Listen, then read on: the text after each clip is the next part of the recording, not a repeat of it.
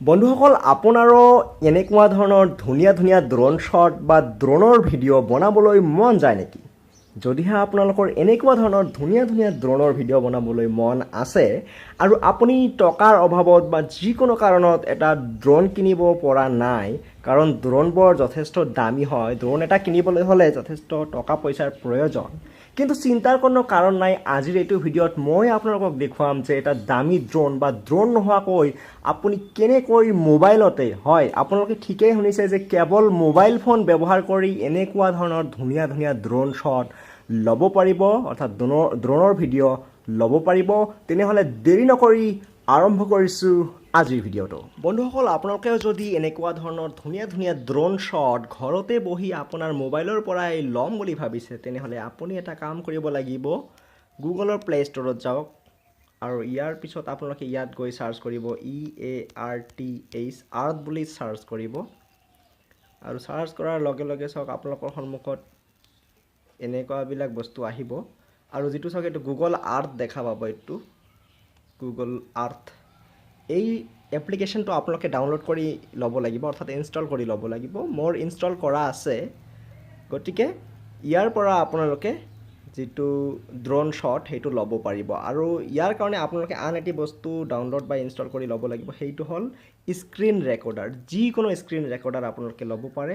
মোৰ হিচাপ মতে AZ স্ক্ৰীন ৰেকৰ্ডাৰটো যথেষ্ট ভাল, মই নিজে ইউজ কৰি আছোঁ। এইটো আপোনালোকে ডাউনলোড কৰি ল'ব পাৰিব, কাৰণ যেতিয়া আপোনাৰ মোবাইলৰ স্ক্ৰীনত ড্ৰোনৰ দৰে শ্বটটো চলি থাকিব, তেতিয়া আপুনি সেই বস্তুটো মোবাইলৰ স্ক্ৰীনটো কেপচাৰ অৰ্থাৎ ভিডিঅ' কৰিব পাৰিব লাগিব। ঠিক আছে, এতিয়া আমি দেখুৱাবলৈ লৈছোঁ যে কেনেকৈ আপুনি এই প্ৰচেছটো কৰিব। ইয়াৰ কাৰণে প্ৰথমতে যিটো AZ স্ক্ৰীন ৰেকৰ্ডাৰ সেইটো অন কৰি ল'ব।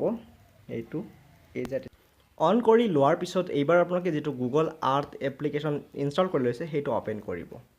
অ'পেন কৰাৰ পিছত একদম ওপৰত চাওক চাৰ্চ বাৰ এটা দেখা পাইছে, ইয়াতে টাচ কৰিব। টাচ কৰি আপুনি ধৰক আইফেল টাৱাৰ, পেৰিছৰ যিটো ফ্ৰান্সত আইফেল টাৱাৰ আছে এইটো চাব বিচাৰিছে, তেনেহ'লে ইয়াতে এনেকৈ টাচ কৰি দিব।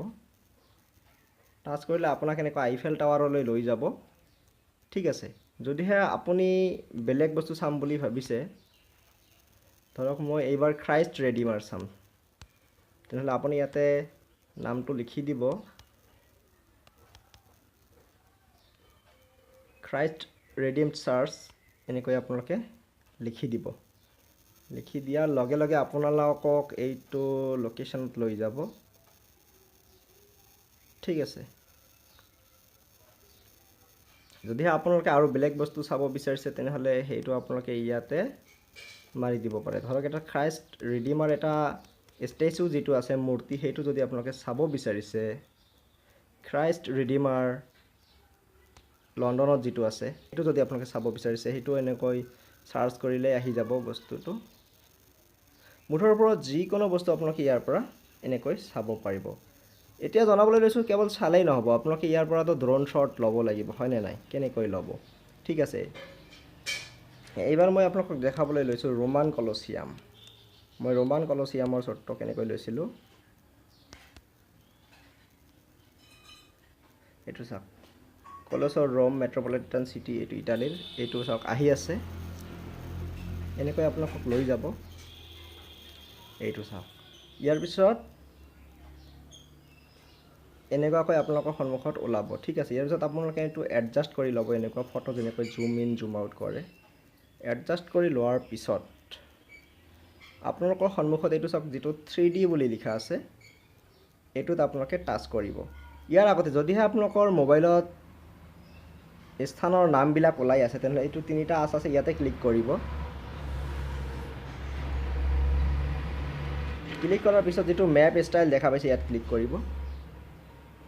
ক্লিক কৰাৰ পিছত এইটো যিটো ওপৰত ক্লিন হৈ আছে, এইটোত আপোনালোকে এনেকৈ চিলেক্ট কৰি ল'ব। ঠিক আছে, ইয়াৰ পিছত যিটো ইয়াতে 3D লিখা আছে, এই 3D লিখাটোত আপোনালোকে টাচ কৰিব। টাচ কৰাৰ লগে লগে ড্ৰোন শ্বট ষ্টাৰ্ট হৈ গ'ল। আৰু এতিয়া আৰু আপুনি মোবাইলৰ স্ক্ৰীনত টাচ নকৰিব, যেতিয়ালৈ টাচ নকৰে তেতিয়ালৈকে এনেকৈ ড্ৰোন শ্বট লৈ থাকিব। আৰু ইচ্ছা কৰিলে আপোনালোকে লাষ্টৰ পিনে এনেকৈ এইটো জুম ইন কৰি ল'ব পাৰিব। ঠিক আছে, আৰু আচলতে হাতেদি টাচ কৰিলে বন্ধ হৈ যায়। ইয়াৰ পিছত আপোনালোকে এইটো এনেকৈ স্ক্ৰীন ৰেকৰ্ডাৰটো অফ কৰি দিব পাৰিব। আচলতে এনেকৈ আপোনালোকে ইচ্ছা কৰিলে হাতেৰে আকৌ জুম আউট কৰি দিব পাৰে। আৰু এনেকুৱা কৰি হাতেৰে ইচ্ছা কৰিলে এনেকুৱাকৈ ঘূৰাই ড্ৰোন শ্বট কৰি থাকিব পাৰিব আৰু এই দুটা এপৰে লিংক আমাৰ এইটো ভিডিঅ' ডেছক্ৰিপশ্যনত দিয়া হৈছে আৰু আশা কৰিছোঁ ভিডিঅ'টো আপোনালোকৰ ভাল লাগিলে লাইক আৰু শ্বেয়াৰ কৰি দিব আৰু আপুনি জনাওক ভিডিঅ'টো চাই কেনে লাগিল আপোনাৰ মনৰ কথা এইটো ভিডিঅ'ৰ কমেণ্ট বক্সত কমেণ্ট কৰি লিখিব আৰু এতিয়ালৈ যদি আপুনি আমাৰ চেনেলটো ছাবস্ক্ৰাইব কৰা নাই ছাবস্ক্ৰাইব কৰি ল'ব আৰু hey guys my name is Bankim and this is the BankimChandraBarman YouTube channel and I will catch you in the next one.